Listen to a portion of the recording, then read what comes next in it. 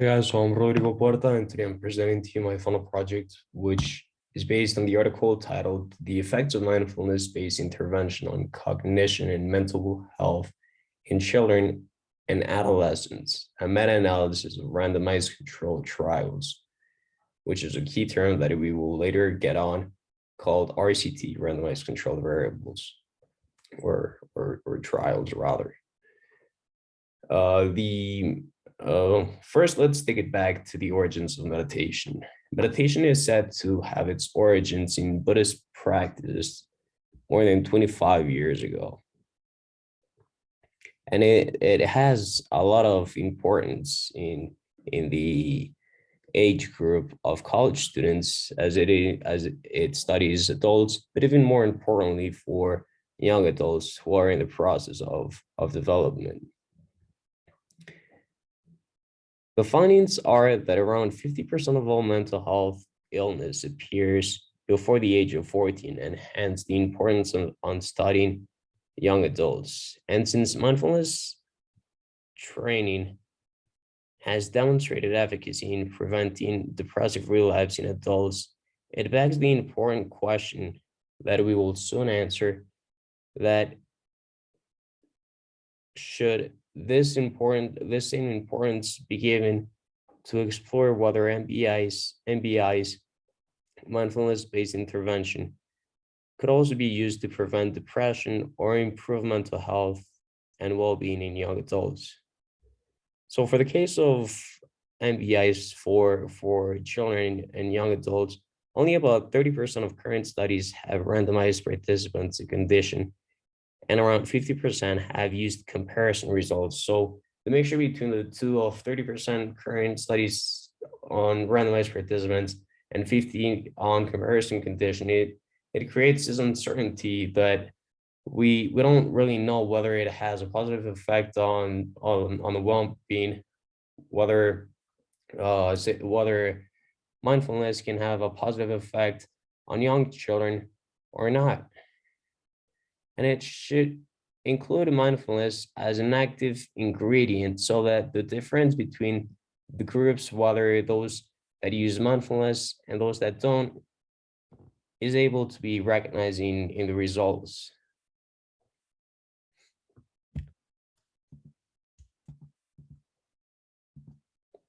So furthermore, the research question at hand is, since mindfulness training has demonstrated efficacy in preventing depressive relapse in adults, could MBIs also prevent depression or improve mental health and well-being in young people? So now I want to compare the past analysis of the past and current cognitive analysis. In the past, there were 4 notable meta-analysis. However, none of these had disaggregated early stage or RCT, randomized controlled trials, evaluations from RCT data, nor distinguish between the types of control groups used.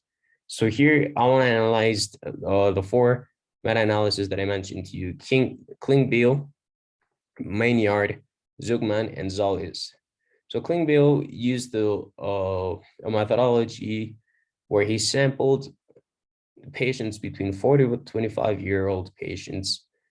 Maynard did the same for 40 to 18-year-old patients, Zugman 6 to 21-year-old patients, and Zollis 4 to 20.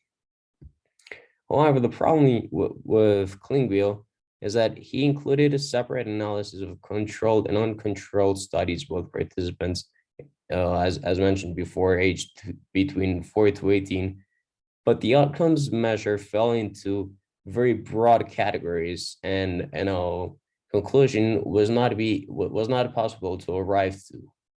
On the case of Maynard, he reported from 35 controlled and uncontrolled studies exploring a range of MBIs delivered in schools to participants aged 4 to 20.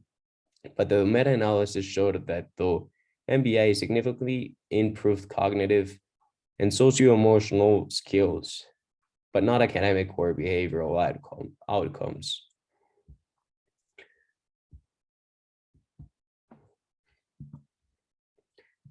And now taking it to the current cognitive meta-analysis, it happened through small randomized controlled trials with or without active controlled conditions, which I will later on explain more what the active controlled conditions are.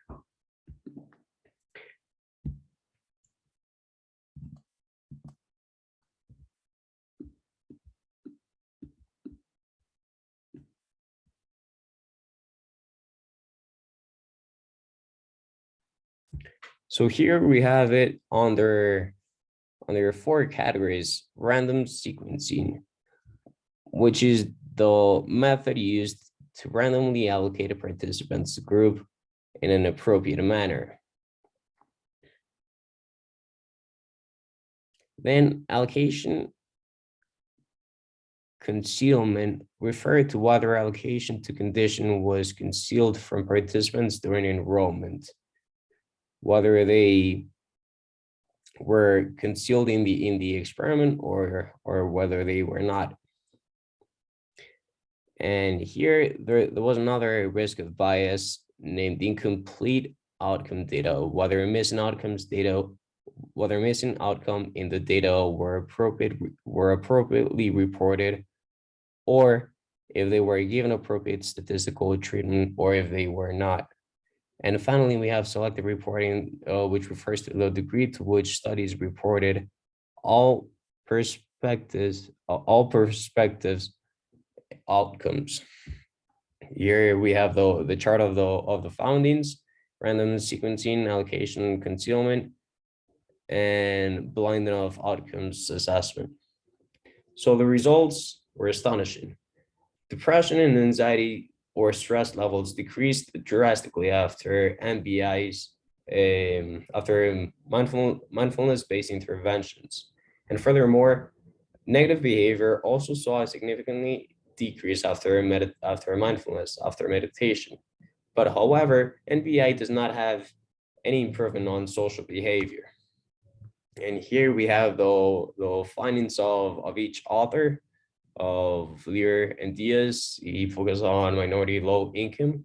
The age group that he focused was an average of 9.5-year-olds, 9-year-old people who were 9-year-old and a half. But the findings, however, were not easily concluded to.